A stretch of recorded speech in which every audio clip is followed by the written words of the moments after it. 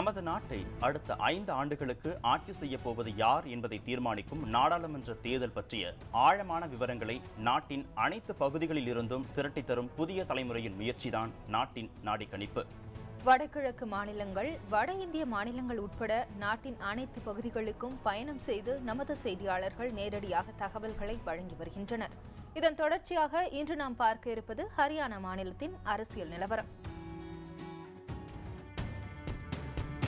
நெருங்கி வரும் நாடாளுமன்ற தேர்தல் பற்றிய துல்லியமான செய்திகளை களத்தில் இருந்தபடியே வழங்குவதற்காக நாட்டின் மூலை முடுக்கெல்லாம் புதிய தலைமுறை செய்திக்குழுவினர் பயணம் செய்து வருகின்றனர்.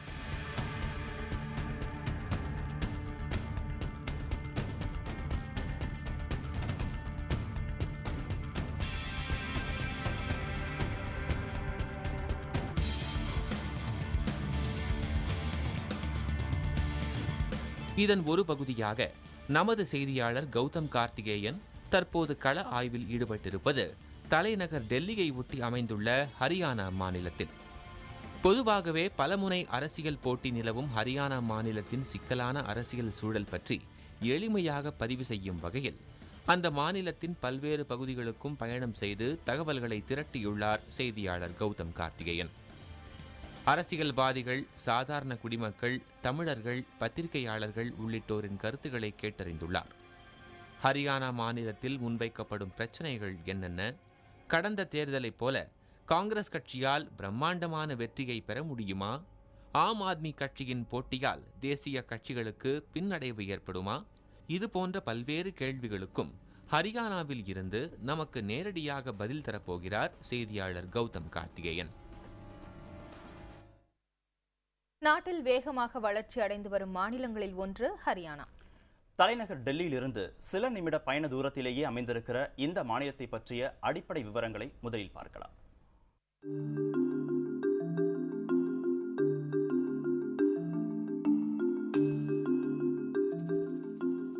ஓவியத்திற்கு இணையான இயற்கை காட்சிகள், தனித்தன்மையான சுற்றுலா தலங்கள் ஆகியவற்றை கொண்ட மாநிலம் ஹரியானா.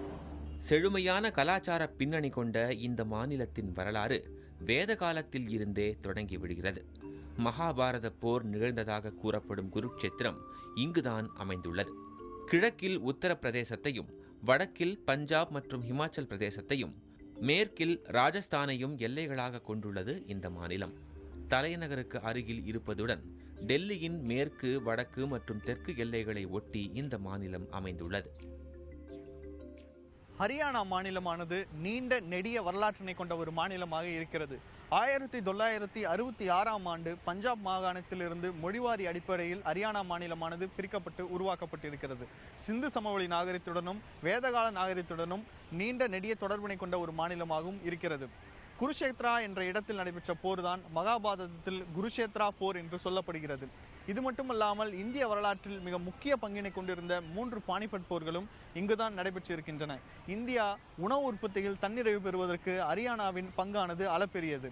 ஹரியானா பால் மற்றும் உணவு தானிய உற்பத்தியில் இந்தியாவின் முன்னணி மாநிலங்களில் ஒன்றாக விளங்குவதே இதற்கு முக்கிய காரணமாக சொல்லப்படுகிறது.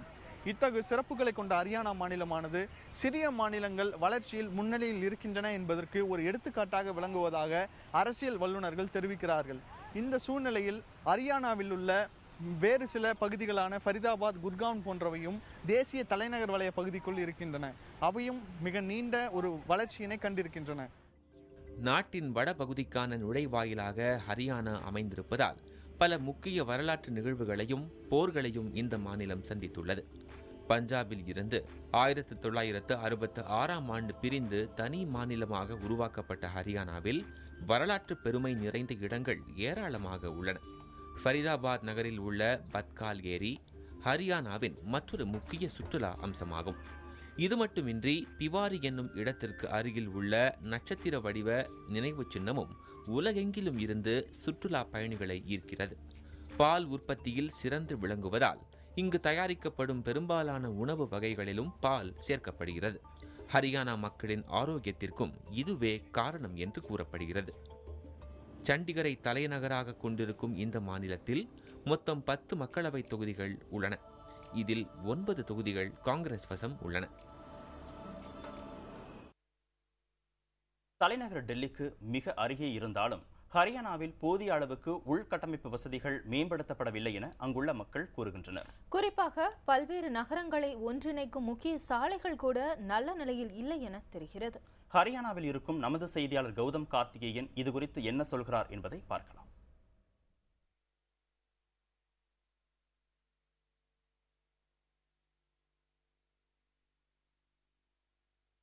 ஹரியானா மாநிலத்தில் தமிழர்கள் வசிக்கும் பகுதிகளில் குறிப்பிடத்தகுந்த ஒன்று பஞ்ச்குலாவில் உள்ள மகேஷ்பூர் தமிழ் காலனி.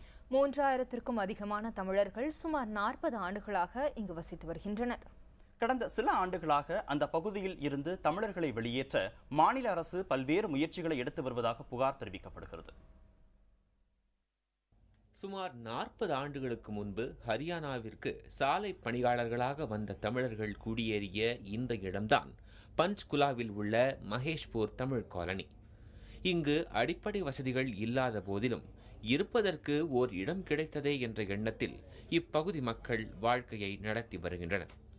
ஆனால் கடந்த 10 ஆண்டுகளாக ஆட்சியில் இருக்கும் பூபீந்தர் ஹூடா தலைமையிலான காங்கிரஸ் அரசு தமிழர்களை அந்த பகுதியில் இருந்து வெளியேற்ற பல்வேறு முயற்சிகளை மேற்கொண்டு வருவதாக கூறப்படுகிறது.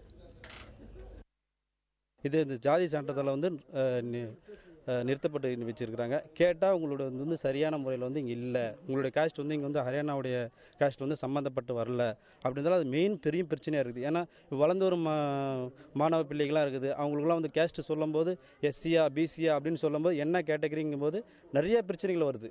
அப்போ இங்கே உள்ளது மட்டும்தான் அவங்க எடுத்துக்கிறாங்க. இன்றும் சாலை பணியாளர்களாகவே இருக்கும் தமிழர்களை மகேஷ்பூர் காலனியில் இருந்து வெளியேற்ற மாநில அரசு பல்வேறு நெருக்கடிகளை தருவதாகவும் அங்குள்ள மக்கள் குற்றம் சாட்டுகின்றனர்.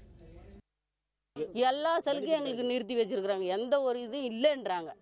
உங்கள் சார்ஜ் ஷீட் கிளியர் பண்ணணும்னா நீங்கள் வீட்டை காலி பண்ணுங்க, இந்த இடத்த நீங்கள் அமேஸ்பூரை விட்டு இடையே போங்க, எங்கேயோ போய் இருங்க, நீங்கள் எங்கேயோ அவங்கவுங்க வாடகையில் போய் இருங்க அப்படின்னு சொல்கிறாங்க. நாங்கள் வாடகையில் இருக்கணும்னா எங்களுக்கு 5000 10,000 வேணும். நாங்கள் 4-5 பேர் புள்ளியோ குட்டியோ சில பேர் நாங்கள் காலி பொம்பளையாக கூட இருக்கிறோம். என்ன பண்ண முடியும்? நாங்கள் புள்ள குட்டிலாம் இதுக்கிட்ட எங்கே போய் நாங்கள் கஷ்டப்பட முடியும்?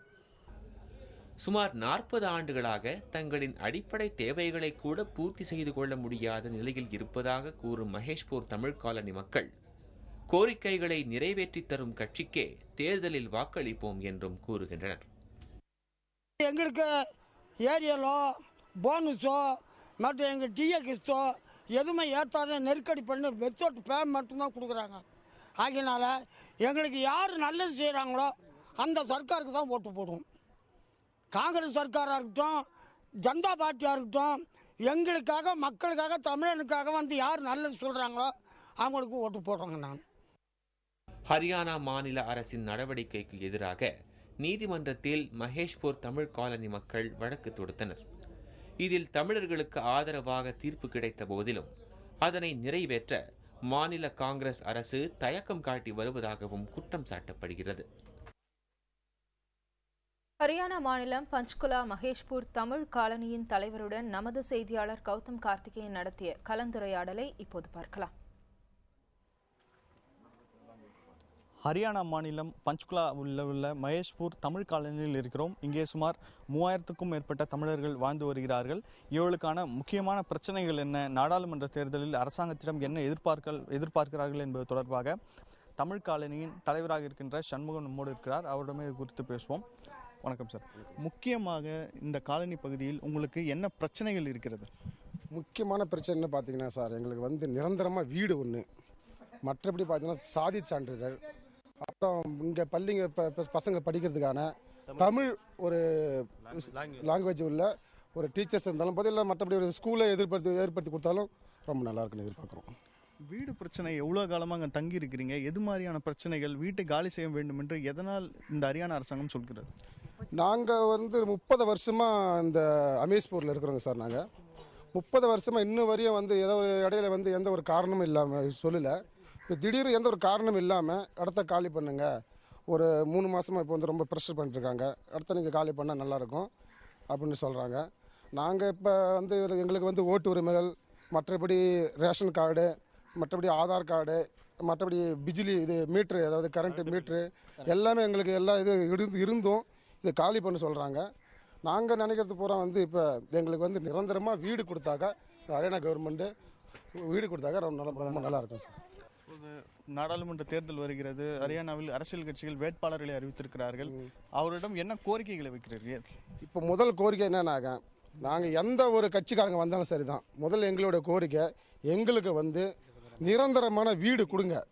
எங்களுக்கு இந்த கவர்மெண்ட்டில் வேலை செஞ்சோம், இந்த அதாவது தமிழ்நாட்டிலேருந்து வந்து 30 வருஷமாக இருந்தோம். எங்களுக்கு நிரந்தரமாக வீடு இல்லைனாக்கா எவ்வளோ வேலை தான் இருந்தாலும் எவ்வளோ இது இருந்தாலும் எங்களுடைய வருமானத்தை வச்சு இதை கட்டுப்படுத்த முடியல. அதனால் நிரந்தரமாக வீடு கொடுத்து இந்த கவர்மெண்ட் அரசாங்கம் எந்த அரசாங்கம் இதுக்கு கட்சி ஏற்று கொடுக்குதோ அவங்களுக்கு நாங்கள் முழுமையாக நாங்கள் பாடுபடுவோம். ஆம் ஆத்மி கட்சியின் முக்கிய தலைவர்களுக்கு சொந்த மாநிலம் ஹரியானா. இங்கு வெற்றி பெற ஆம் ஆத்மி வகுத்திருக்கும் வியூகங்கள் என்னென்ன, மக்கள் என்ன நினைக்கிறார்கள்?